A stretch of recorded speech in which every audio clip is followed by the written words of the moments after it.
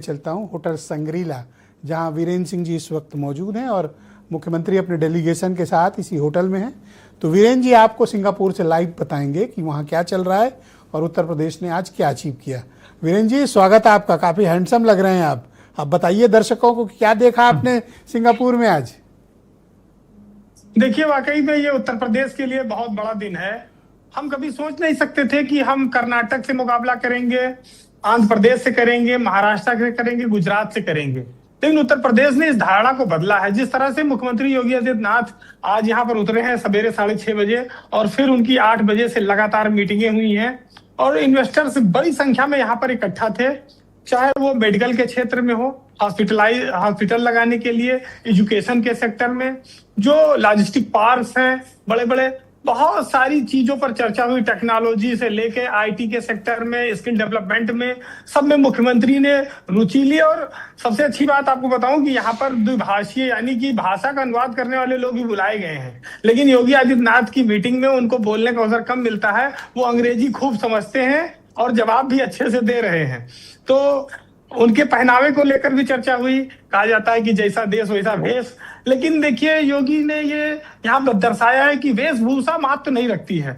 महत्व ये रखता है कि आप किस विजन से, किस संकल्प से और कितना अपना दरवाजा खोल कर आए हैं। तो विदेशी निवेश के लिए योगी सरकार ने आज खुले मन से पूरे दिन ये कहा है इन्वेस्टर से, उद्योगपतियों से और सिंगापुर की सरकार से कि आप हमारे यहाँ आइए। हम जमीन की सब्सिडी दे रहे हैं, हम बिजली की सब्सिडी दे रहे हैं, हम इकाई लगाने में जो खर्चा आएगा उस पर सब्सिडी दे रहे हैं, 5 साल के लिए दे रहे हैं, हम बहुत सारी और सिंगल विंडो सिस्टम के थ्रू क्लियरेंस देंगे। तो ये सब चीजों पर काफी सकारात्मक माहौल। अच्छा, जो इन्वेस्टर्स वीरेंद्र जी वहां थे जिनसे आपकी भेंट हुई मुख्यमंत्री और डेलीगेशन से मिलने के बाद, उन इन्वेस्टर्स ने उत्तर प्रदेश में क्या रुचि दिखाई? देखिए, एक योगी की जो साख है वो सिंगापुर में भी दिखती है। वो ये है कि वो कानून व्यवस्था के मामले में समझौता नहीं करते।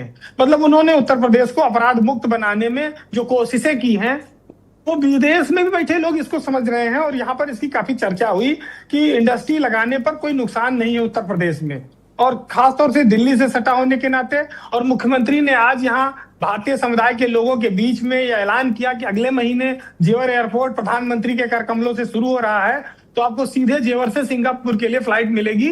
तो आपको कहीं नोएडा में अगर प्लांट लगाना है तो वहां से बाहर जाने की जरूरत नहीं है। तो Noida authority, greater Noida authority, Yamuna authority, इसके अलावा लखनऊ और गीडा और बुंदेलखंड अथॉरिटी, इन सब पर काफी फोकस है। और उत्तर प्रदेश में ये जो दौरा है अभी 1 दिन और चलेगा, इसके बाद मुख्यमंत्री जापान जाएंगे। ये बहुत संभावनाओं वाला दौरा है।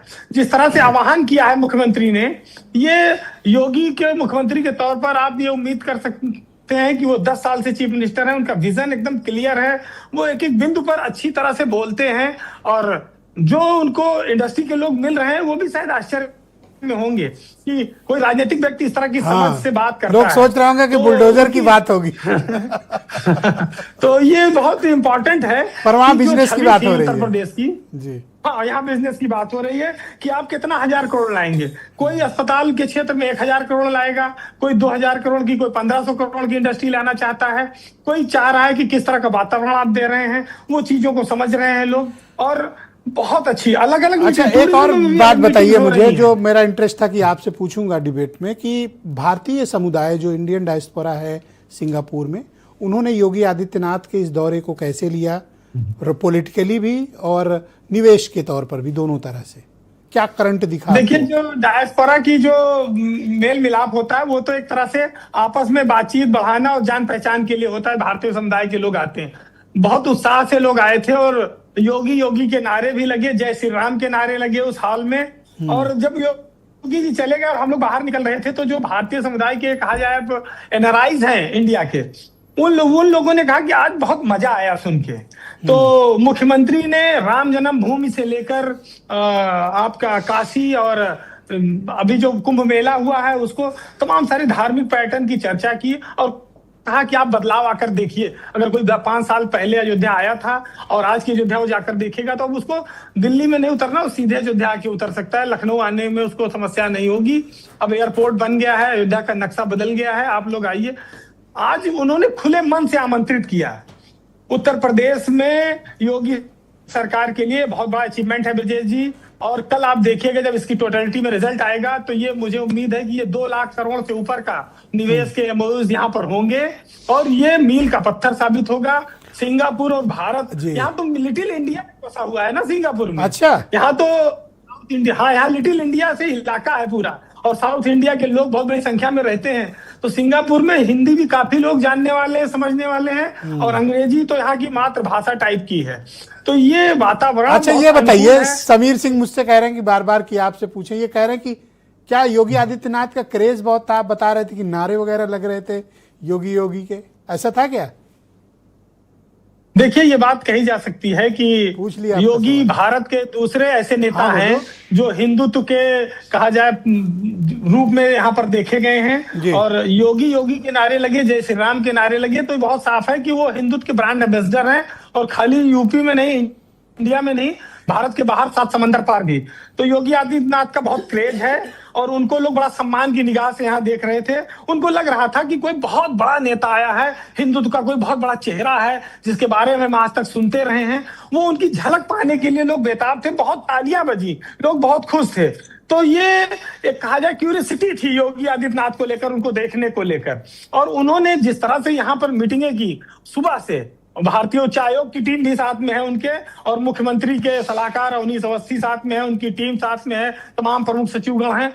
तो ये अलग अलग मीटिंगों सिंगापुर के चीफ प्राइम मिनिस्टर से भी उनकी भेंट हुई, उनका भी ट्वीट मैंने देखा, काफी सराह रहे थे उत्तर प्रदेश और सिंगापुर की टाइज जो संबंध है उसको लेकर। मैंने देखा कि उन्होंने ट्वीट किया एक। ब्रजेश जी, सिंगापुर का जो आर्किटेक्चर है इतना बेहतरीन है, शायद दुनिया में देखने को कम मिलेगा। भारत से तो करीब 25-30 साल 50 साल भी आप कह सकते हैं कि यहाँ आगे है। और वहां के प्रधानमंत्री ने बहुत वार्म वेलकम किया अगर सिंगापुर के आज हमारे मुख्यमंत्री का, तो ये दर्शाता है कि सिंगापुर बहुत ज्यादा इंटरेस्टेड है उत्तर प्रदेश में निवेश को लेकर। और यहाँ के विदेश मंत्री से भी मुलाकात हुई है, वहां उन्होंने भी योगी जी का बहुत गर्मजोशी से स्वागत किया है और बहुत सारे मुद्दों पर पूरी टीम थी जिस पर बात हुई। और हाई कमीशन भी मौजूद था, उसने बताया कि हमारे पास ये सेक्टर हैं जिसमें हम निवेश के लिए बात कर रहे हैं। इसके अलावा कल सिंगापुर के राष्ट्रपति से मुख्यमंत्री की मुलाकात है और इसके अलावा सुबह से ही वो 8 बजे से सुबह इसी होटल में जहां पर मैं खड़ा हूं उनकी मीटिंगें लगी है, बैक टू बैक लगी हैं और मुख्यमंत्री लगातार व्यस्त है। उनके साथ 2 मिनिस्टर भी हैं, सुरेश खन्ना और नंद गोपाल गुप्ता नंदी, और पूरी टीम है। तो ये अच्छा, सब लोग स्टूडियो में कह रहे हैं कि भाई वीरेंद्र जी सुबह से इतनी मेहनत कर रहे हैं, आप कहिए थोड़ा सा आराम कर लें, घूम टहल लें, थोड़ा सिंगापुर देख भी लें, सब लोग पैरवी कर रहे हैं।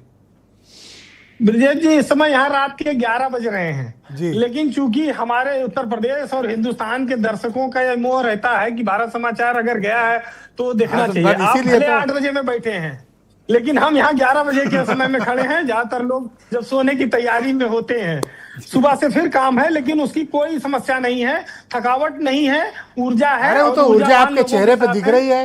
रात 11 बजे पर वीरेंद्र जी की एनर्जी देखिए जैसे सुबह के 10 बजे हो। बहुत शुक्रिया आपका वीरेंद्र जी और बहुत धन्यवाद। हम उम्मीद करते हैं कि कल भी आप अपने पूरे ब्यौरे के साथ हम सबके समक्ष उपस्थित होंगे। बहुत शुक्रिया और आपको good night. Good night, thank you Virendra ji, बहुत शुक्रिया आपका। बहनों भाइयों, वीरेंद्र जी सीधे सिंगापुर में उसी होटल में मौजूद हैं जहां पर मुख्यमंत्री अपने डेलीगेशन के साथ मौजूद हैं।